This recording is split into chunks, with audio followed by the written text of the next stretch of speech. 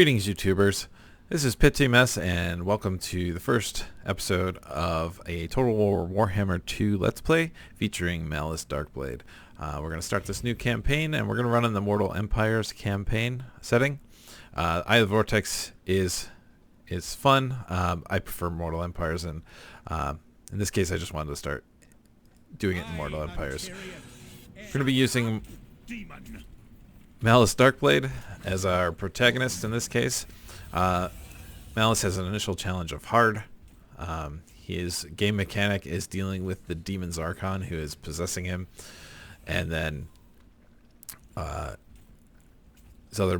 of his other bonuses here is to get additional income from mines and marble quarries. So his lord effects, which are completely in contrast to my strengths as a player, is he gets bonuses to recruitment costs and upkeep for Cold One Knights, Cold One Dread Knights, and Cold One Chariots. So everything Cold One related. Not my strength. Chariots and cavalry I struggle with at times, but we'll see if we can battle it out here. We're going to be running on hard difficulty in the campaign and normal battle difficulty. This is pretty much one of my favorite games ever. However, I'm not elite at it by any stretch of the imagination. So let's get this campaign started.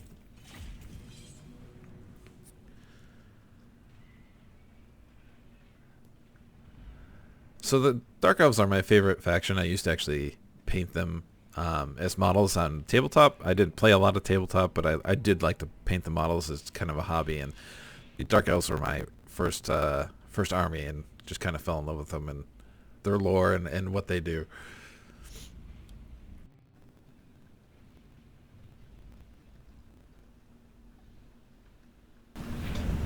Hail, illustrious scion of Haggrief. Though you are far from home, I will serve you just as you serve the Witch King. You are in unfamiliar climes. Do not allow your dark ambitions to remain suppressed. There is great wealth to pillage here in the Dragon Isles. The strange beasts that thrive in its jungles have yet to encounter a tyrant such as you, my lord. Beyond these isles, an ancient desert kingdom of the Nehekarans lies across the sea. Your Black Ark stands ready to support any invasions you wish to instigate in these lands. To the north are more lands of the undead. Tread carefully here, my lord, for this is Nagashizar, location of the throne of the supreme sorcerer himself, Nagash. Go now, Darkblade. Bring your tyranny to these lands, and make all bow to your rule, or otherwise crumble before your demonic powers. All right, thank you, Mr. Narrator. So, again, Malus's main mechanic is this possession by Zarkon and Whispers, and probably in a second or two you'll hear the two of them start to go at it in the background, which kind of continues throughout the campaign. But essentially, this mechanic here up in the top, so essentially the level of possession that Malus has by Zarkon.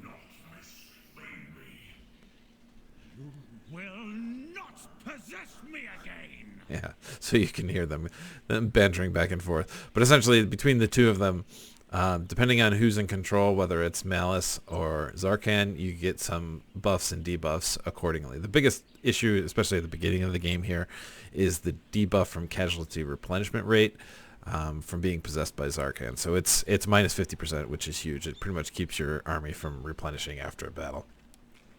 This can be countered by drinking these elixirs. They cost a certain amount of gold, but this increases every time you take it, so you have to be a little careful with that.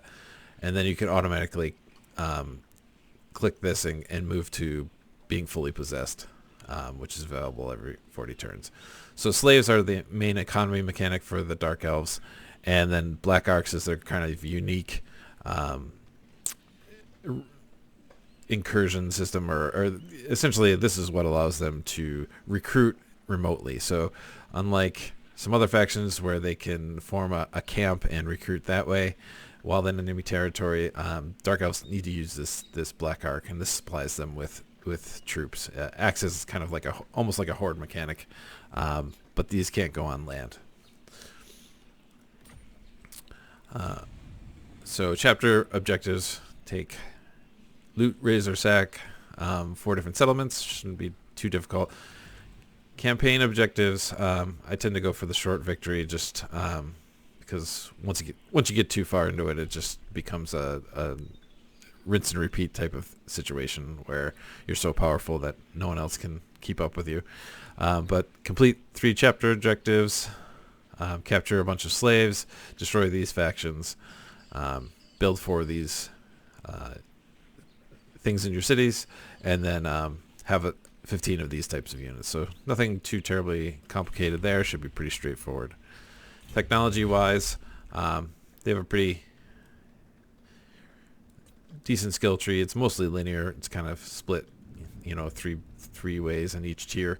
You can only start with 1, and then I tended to go with this bottom tier here because it adds to your growth, income with this one, and then public order, which is always something that's needed. So I'll just be going right through to Founded on Tyranny.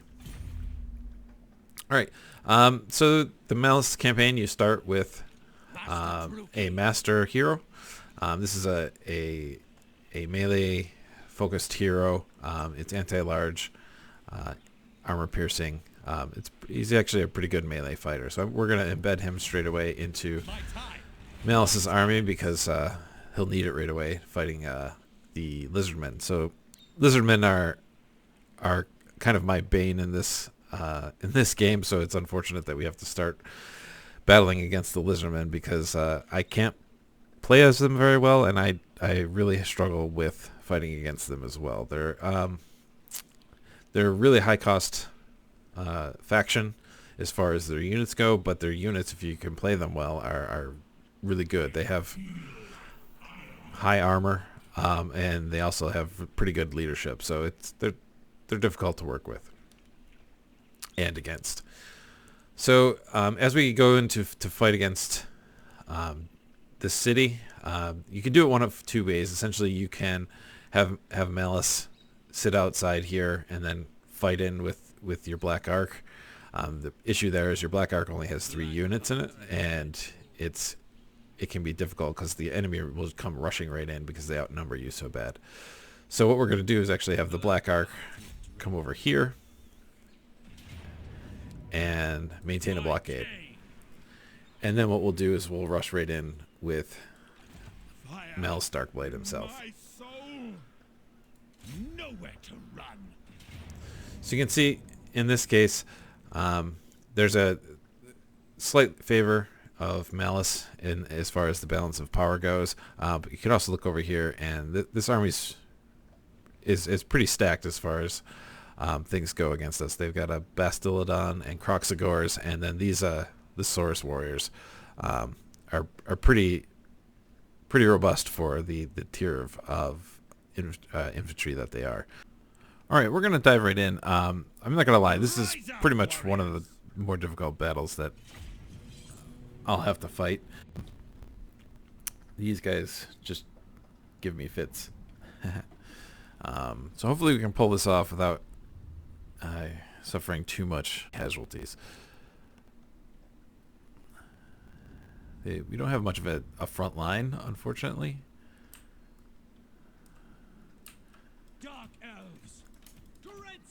And we're gonna pull back just a bit to start with, only because we're outnumbered, and I want to give some opportunity for my reinforcements to come in. These 2 guys are gonna go right in because we can't afford not to have them do that, and we need to protect our dread spears or our dark shards at all cost. They're pretty much the key to this battle. These guys, we're going to keep off kind of in reserve. Hopefully they'll hide in the trees here, so we can hopefully sneak around and get a rear charge on some people. And it doesn't look like the Medusa can hide in trees because she's just too big, so we will start her over here. All right. Just group these guys up, and we will get going. Hopefully they're kind and will stay put, but it looks like they're going to come running right away. Hopefully we can get our reinforcements in.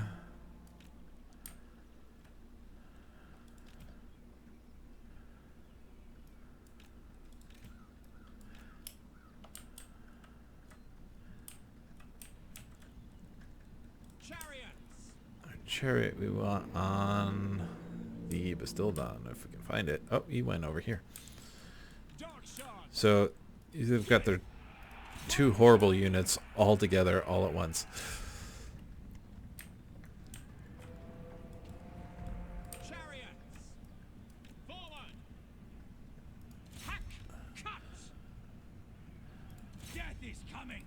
These cold ones are going to give me some grief, I would anticipate. Alright, so let's... I don't want... Oh, I didn't want these guys getting mixed up in the Croxagores necessarily. However, hopefully we can cycle them out. They are anti-large, but they can't sustain in battle too well.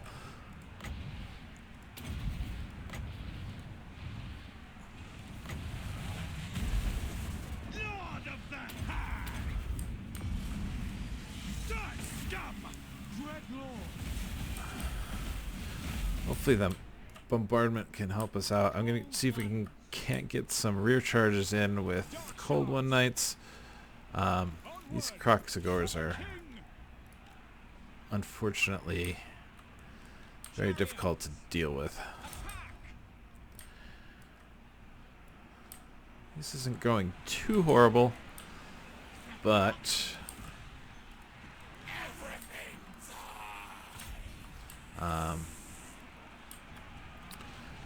maybe we can release Zarkon at some point, but he's already possessed, fully possessed in the campaign, so doing it in this battle won't be so bad. Understood. Bloody murder by Drakira.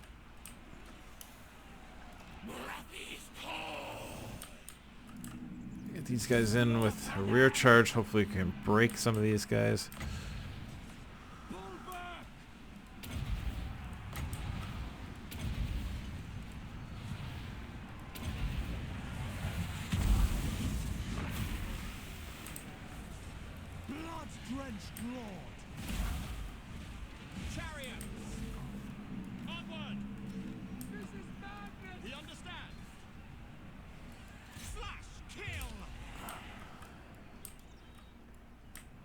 Alright, so, I mean, all things considered, this isn't going as bad as I've seen.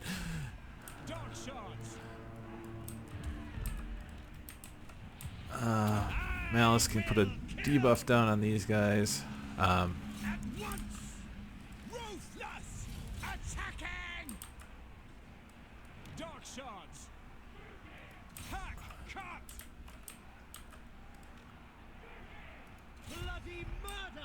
Get these guys over here. Our cold ones. See, this is why I'm horrible at cavalry. I leave them stuck in and I forget about them.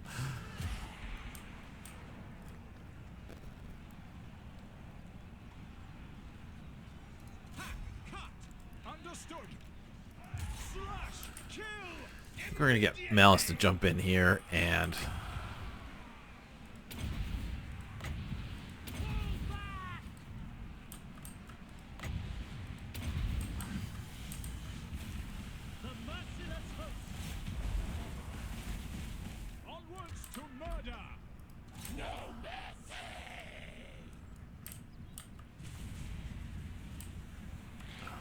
Oh, those Croxagores are still sticking around, eh? That is unfortunate. Yeah, okay, time to unleash Zarkon. And you can see releasing Zarkon completely restores his health. The only problem is now he has essentially has a damage over time that affects him. And so your time is limited once you release Zarkon. Oh, that must have scared them all away. So not bad. A little worried about those cold ones, but we'll see how that goes. Oh, it looks like they hung around. So I was really worried about losing them. I didn't lose any units, which is good. You know, these guys got beat up pretty bad. But all things considered, fighting against over that.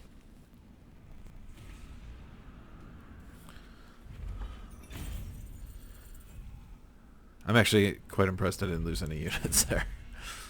Pyrrhic victory, but all good. Captured 127 slaves. Lost about half my army, but considering they were outnumbering us pretty greatly, I'll take it. Alright, so I'm going to loot and occupy this. While it does add all these negatives, it does give us more slaves, which is kind of the crux of our economy. So I'm going to go ahead and jump right in there. Ooh, we got a web of shadows. Nice.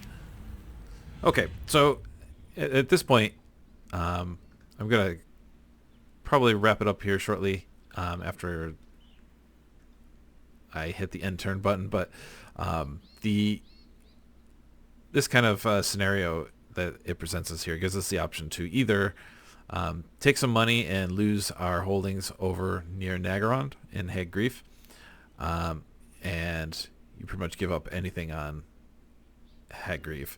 I think there's an army over there that you stop being able to use, or you can keep everything and try and split your focus between the two. I personally am just going to take the money so I can focus on this area down here. Dragon Fang Mount, I'm going to do some repairs. This is a special port, which gives you, not only is it a port, which gives you income, but it gives you gemstones, public order, and growth, as ports usually do. So now that I've taken this order over, these two Black Ark Corsairs are pretty useless on the Black Ark at this point. So we're going to try and transfer those right over to Malus's army, which will be useful as the campaign goes on. We're also going to do some recruiting. So unfortunately, the only thing you can get from the settlement is these dread spears. So I'm going to grab just a couple of those because I don't really want too many of them. And then 2 of these Black Ark Corsairs with handbows. The next battle that we're going to be involved in is this Dreadrock city over here, which is a walled city. So our mileage can vary with these. I'm actually contemplating I might do just regular Corsairs. That's probably might actually be a better option. Because by the time we get up there, we'll be able to upgrade our Corsair cabins to grade 2, which will give us access to dark shards, which are going to be key for the first part of this campaign, especially fighting against the Lizardmen. So, but first of all, we'll upgrade our Black Ark, and then I think that might be just about it. So these guys are in good shape. Oh, the one last thing. Make sure you do that before you end the turn. As you can see, all of our army is not replenishing, so we're going to take an elixir. That drops our possession level back down to 0, and now you can see that we're starting to replenish. Right.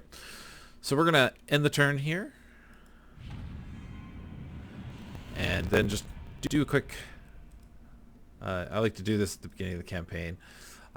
Just speed up all the units so we don't have to see them walk in slow motion. Allied factions, I just turn off all of their camera focus. Keep them on fastest. Enemy factions, I turn off the heroes and I leave the lords on, but I leave them on fastest. Just so I can see what they're doing, moving around. And then neutral factions I turn off. Having done that, would like to point out and thank Creative Assembly for really fixing this end turn time, because it used to last forever, but I don't know what they did. They must have really souped up the algorithms here. It takes hardly any time at all, which is great. So that's our first turn. Thanks for watching. Hopefully I will get another session in and release that one out later, shortly. But for now, thanks for watching, and this is PidTMS signing off.